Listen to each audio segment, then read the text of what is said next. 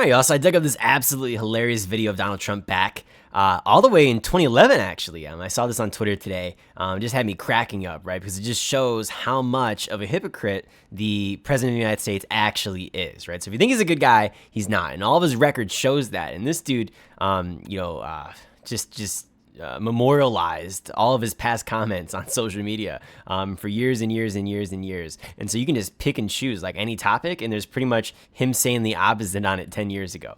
So I think this one is pretty funny here. This is a little quick video here from him back in 2011. And so he says that Obama will start a war with Iran because he has absolutely no ability to negotiate. And so we're going to watch this quick little video here, and then we'll talk about it here. Our president will start a war with Iran because he has absolutely no ability to negotiate. He's weak and he's ineffective. So the only way he figures that he's going to get reelected, and as sure as you're sitting there, is to start a war with Iran. Now, I'm more militant and more militaristic than the president. I believe in strength. But to start a war in order to get elected, and I believe that's going to happen, would be an outrage.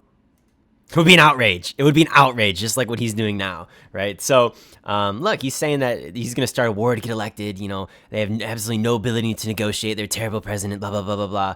And now Trump, obviously, you know, he's hinted at the idea of a third term. And now who knows if they would try to change the Constitution for that or not, pass an amendment. But he clearly can't legally right now. But, you know, he's keeping his options open, he says. But casting that aside, because I don't think he'd probably actually do it, or who knows, maybe he would try to. I guess I can't rule anything out after the crypto scam of his. But one of the things that I just find hilarious, right, is no ability to negotiate. And this is the dude who campaigned on the promise that he would end the Ukraine-Russian conflict on day one, actually, when he was first getting into office, right, just in one day. And we've seen how poorly that's been going.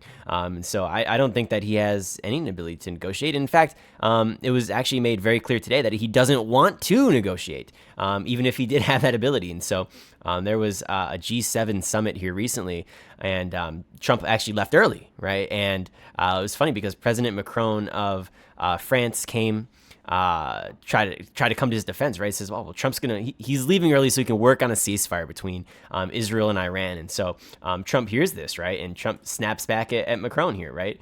In like the craziest way possible. And so he gets on Truth Social and he says, publicly seeking President Emmanuel Macron of France mistakenly said that I left the G7 summit in Canada to go back to DC to work on a ceasefire between Israel and Iran. Wrong.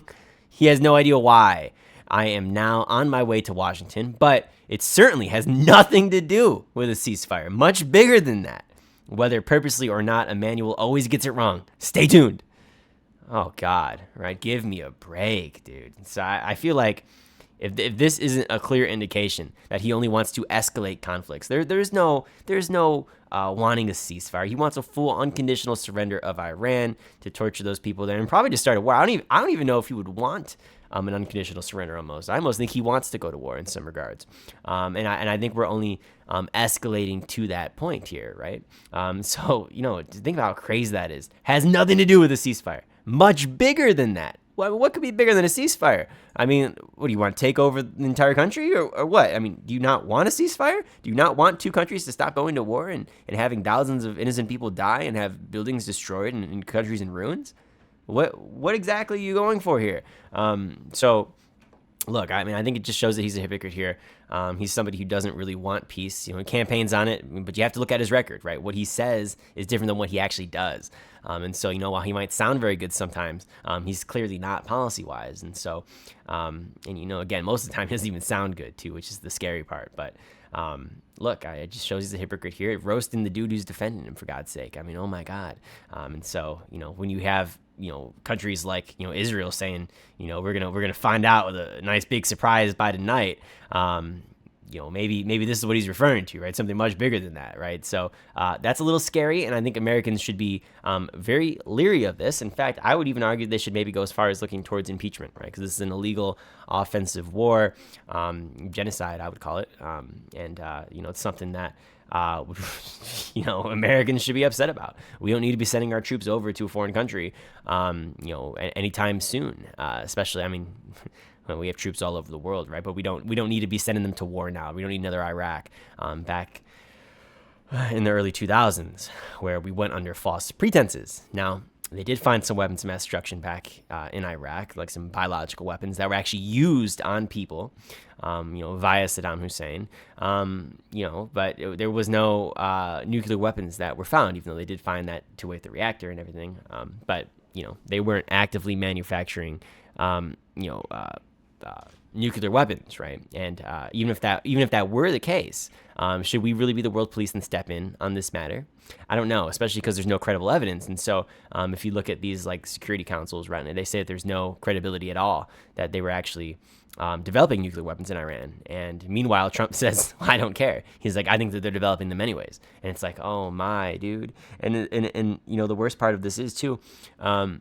Let's say that is true. The only reason that would be true is because he decided to, sign off of the JCPOA, the Joint Comprehensive Plan of Action, or otherwise known as the Iran Deal, back in 2018 when he was in his first term. And so we now have limited oversight over Iran's nuclear facilities. And so isn't that terrible, right? When we had the IAEA go in and say that they were under full compliance with the international, I guess we didn't want them to have nuclear weapons, and now, I guess there technically could be a possibility, but there's no evidence of that being the case. And so I think this is a false pretense to get into an illegal and offensive war on behalf of Israel and on behalf of the billionaire donors and people who run the country and donate millions and millions of dollars to his campaign and want to see the military-industrial complex thrive and and grow and make a whole lot of money. And it's very unfortunate because with that,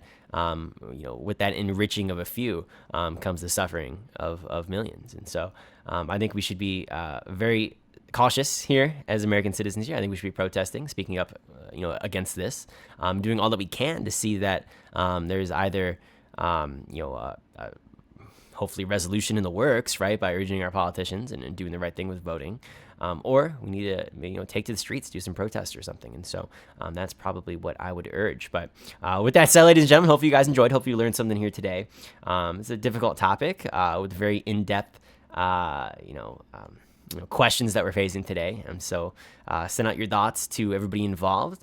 And, hopefully that they get the help that they need and the support that they need, globally, because this is a very tumultuous time. And so with that said, ladies and gentlemen, please be sure to like, comment, and subscribe for some more content. Please be sure to subscribe. It really helps out the algorithm. Helps make it so I feel really motivated to make these videos and teach you guys a little bit about politics, what's going on, and just give you guys my comments on the matter, right? Everybody always has their own 2 cents, right? And it's fun to give it. So with that said, have a great day, and we'll see you next time.